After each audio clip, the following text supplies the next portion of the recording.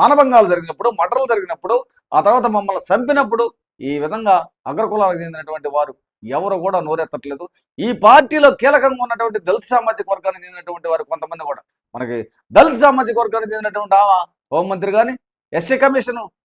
Chairman గారు కానీ ఎవరు కూడా మాట్లాడలేనటువంటి దుస్థితిలో ఎందుకుందో అర్థం కావట్లా. కాబట్టి ఈ ఆంధ్రప్రదేశ్ రాష్ట్రంలో మాలమహానాడు తరపున ఒకటే తెలియజేస్తున్నాం, ఏ పార్టీ అగ్రకుల పార్టీకి చెందినటువంటి వారు, ఏ పార్టీ వారు అధికారంలోకి వచ్చినా కూడా మన దళితుల మీద జరిగేటటువంటి దాడుల విషయంలో, మానభంగాల విషయంలో, మర్డర్ల విషయంలో, రేపుల విషయంలో, మనకు దాడుల విషయంలో ప్రతి ఒక్క దాంట్లో ఇవి సరమామూలే కదా ఈ దళితుల మీద అనుకుంటున్నారు తప్ప వారు స్వచ్ఛందంగా ఎవరు కూడా ఆ రోజు వాస్తవంగా చాలా మంది ప్రతిపక్ష నాయకులు కూడా, ప్రతిపక్షంలో ఉన్న వాళ్ళు కూడా గట్టిగా మాట్లాడినటువంటి దాఖలు లేవు ఈ హర్షవేన మీద దాడి జరిగినప్పుడు. కాబట్టి ప్రజలను గమనించింది, ఈ రాష్ట్రంలో దళితుల మీద జరిగినటువంటి దాడులు, దళిత స్త్రీ అయినా పిల్లలైనా ఎవరైనా సరే దాడులు జరిగితే నిమ్మకు నీరెత్తినట్లుగా ఉంటున్నటువంటి అధికార పార్టీకి చెందినటువంటి వారు ఏ పార్టీ అధికారంలో ఉన్నా కూడా పార్టీలకు అతీతంగా నేను ఇక్కడ